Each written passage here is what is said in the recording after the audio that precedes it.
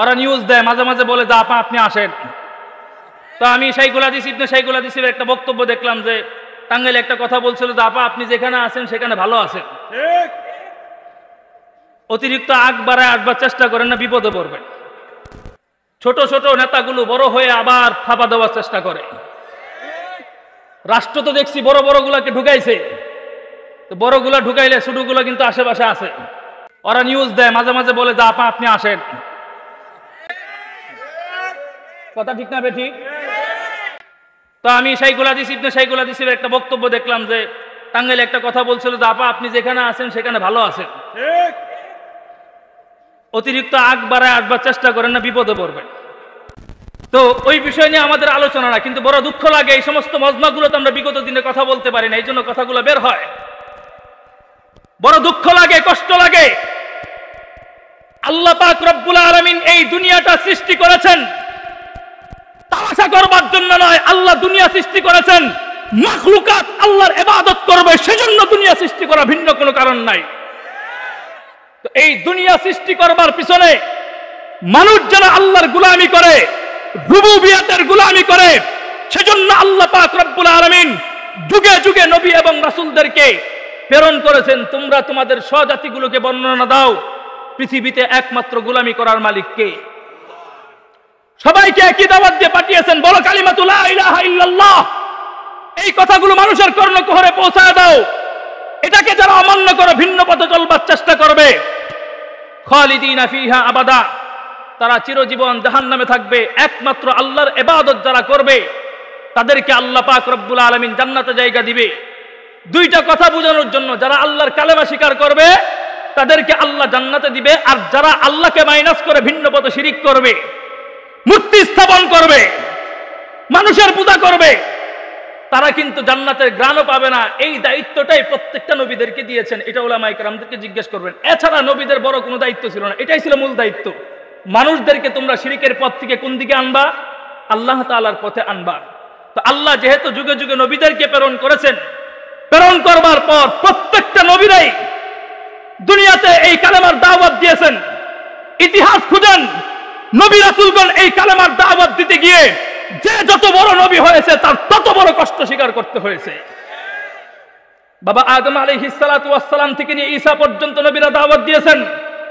নবীরা দাওয়াত দেওয়ার পর আমার আল্লাহ পাক রব্বুল আলামিন প্রত্যেকটা নবীদেরকে জায়গা বিশেষ বর্ণনা দিতেন।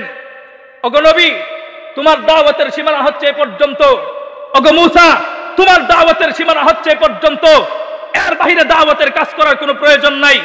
এভাবে প্রত্যেকটা নবীরা যখন দাওয়াতের কাজ করতেন, করতে গিয়ে দেখা যাইত প্রত্যেকটা নবীরাই এই কালেমার দাওয়াত দেওয়ার পিছনে সবচেয়ে বড় ইতিহাস জানতে পেতাম। প্রত্যেকটা নবী এবং রাসূলদের পিছনে কোনো না কোনো আবু জাহাল অথবা ফেরাউন থাকতোই। আর আসতে বলেন, থাকতো কি থাকতো না? কিন্তু পৃথিবীর ইতিহাস কি বলে জানেন? যারা এই কালেমার পক্ষে ছিল, যারা আল্লাহ তাআলার তাওহীদের পক্ষে ছিল, আল্লাহ তাআলা মানুষদেরকে সাময়িক পরীক্ষা করলেও আজীবনের জন্য আল্লাহ তাদের ইজ্জতকে আকাশচুম্বী করে দিয়েছেন। বিশ্বাস হয় না? ছোট ছোট কয়েকটা উদাহরণ দিয়ে আপনারা বুঝবেন। দেখেন, আমি একটা কথা বলি। হযরতে ইব্রাহিম আলাইহিস সালাতু ওয়াস সালাম যখন পৃথিবীর মধ্যে আগমন করবে, আগমন করবার পূর্ব মুহূর্তে আগাম সংবাদ পেয়েছিল এক ব্যক্তি, যার নাম হচ্ছে নমরুদ লানাতুল্লাহি আলাইহি। এই নমরুদ যখন জানতে পারলো পৃথিবীতে ইব্রাহিম আগমন করবে, তো ইব্রাহিম যেন পৃথিবীতে আগমন করতে না পারে এই জন্য ষড়যন্ত্র করেছিল একটা। কি ষড়যন্ত্র জানেন?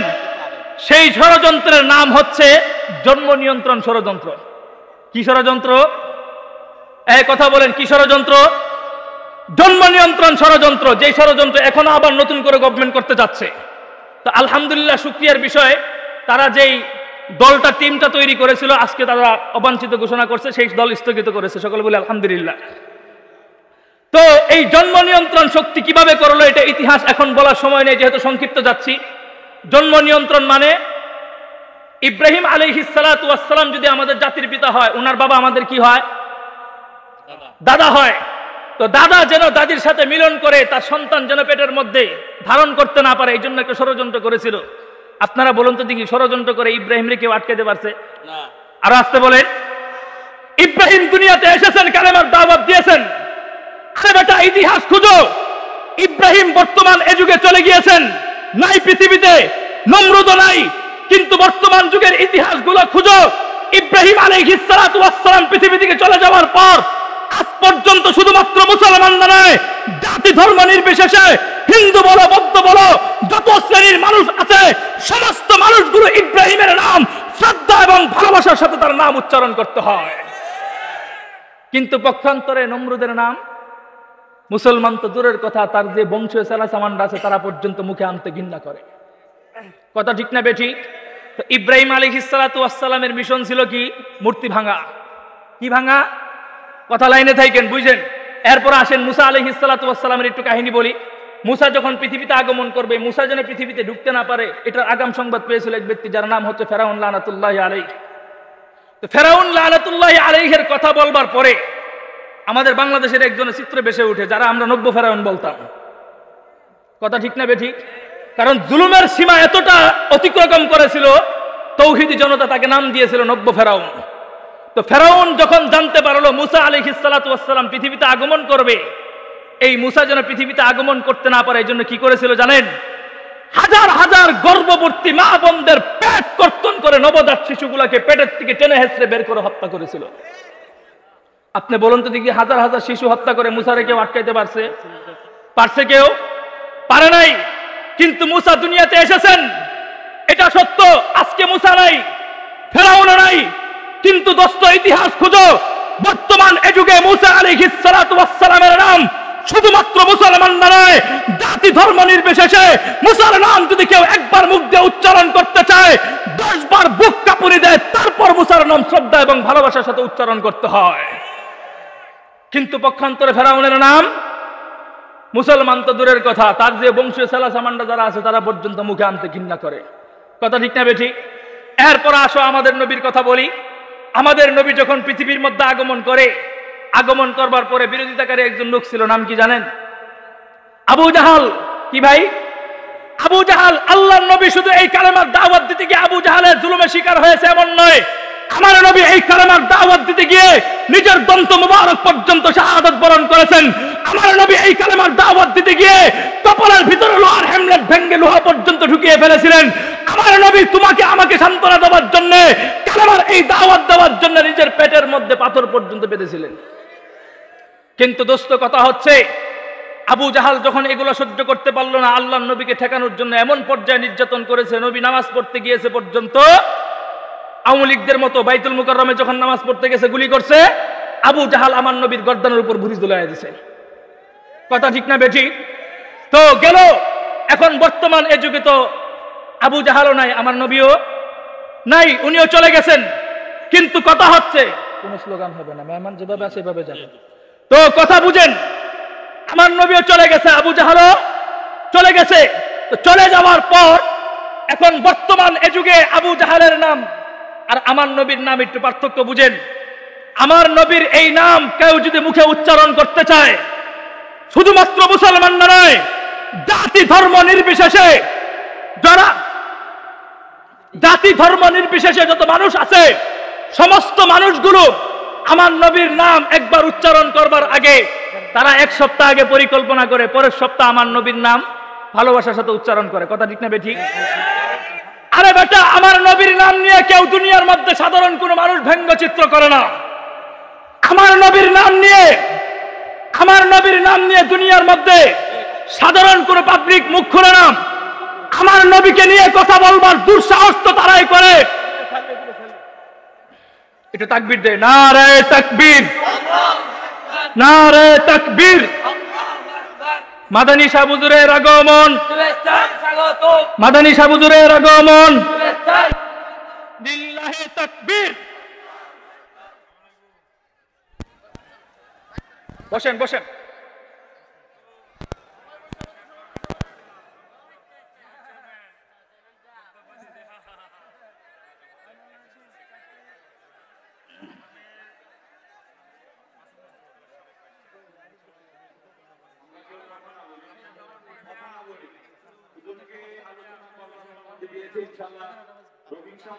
কথা বলবেন, আলোচনা রাখবেন, আসছেন যেহেতু আমরা খামোশ হয়ে যাই, স্টেজটা পাতলা করি।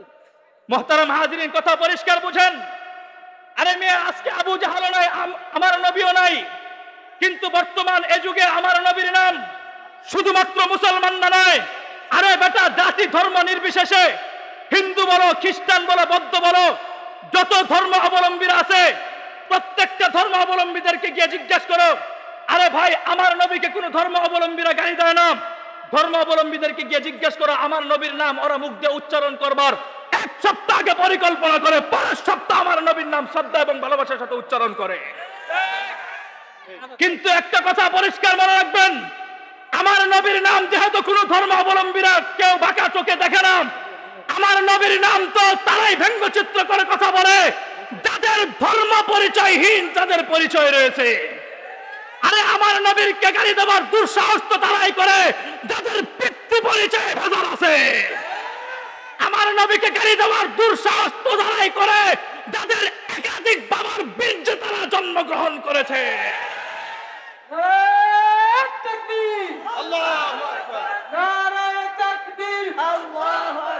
নবীর পরে নবী নাই, সংসদে আইন চাই, নবীর পরে নবী নাই। নারায়ে তাকবীর। মুহতারাম হাজরিন, আমার আলোচনা শেষের দিকে বুঝেন তো, আমার নবী, এখন কথা বুঝেন, আমার নবী দুনিয়া থেকে চলে গেছেন, আমার নবীর নাম মানুষ শ্রদ্ধার সাথে উচ্চারণ করে। এখন কথা বুঝেন, আবু জাহালও তো ছিল, আবু জাহালের নাম কয়জন উচ্চারণ করে? তো আবু জাহাল শুধু আপনারা জানেন, মক্কাতে যারা সফর করেছেন জানবার কথা, আবু জাহালের বাড়িটা বর্তমানে একটা বাথরুমে একটা রূপান্তরিত হয়েছে। কথা ঠিক না বেঠিক? তো আবু জাহালের ওই বাড়ি যেহেতু বাথরুমে রূপান্তরিত হয়েছে, পৃথিবীর কোন বাপের বেটার বুকের সাহস আছে ওই বাথরুমটাকে ভেঙে একটা ওয়াশিং টাওয়ার বানাবে? কারো সাহস নাই।